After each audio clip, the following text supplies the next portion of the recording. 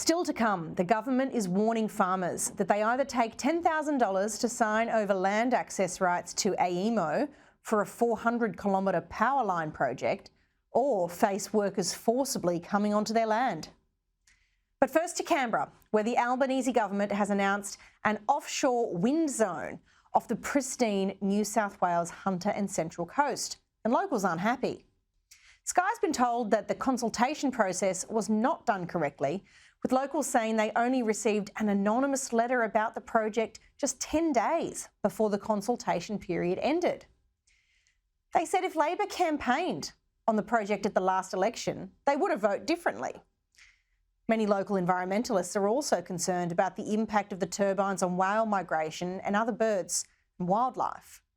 Joining me to discuss this and much more is Senior Fellow at the Institute of Public Affairs, John Roscombe, and Nick Cater from the Menzies Research Centre. Good evening to you two fine gentlemen. Nick, I might start with you. Today, Australia's wind turbines were working at about 30% capacity.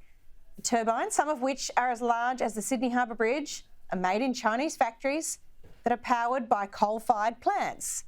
They last about 15 years and then they end up in landfill with no real plan for what to do with them, and each turbine gets about $600,000 a year in subsidies.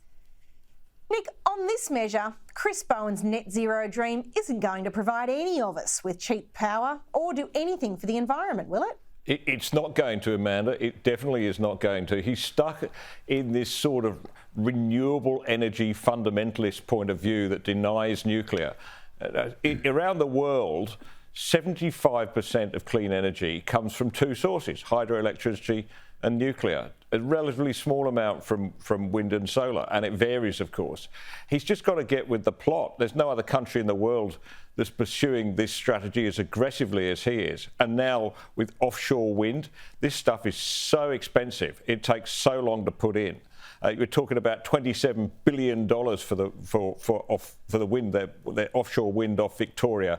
It's crazy money for an intermediate source. Really, we don't need in our grid right now. It would just create more problems than we already have. Yeah, it's the reliable stuff we really need.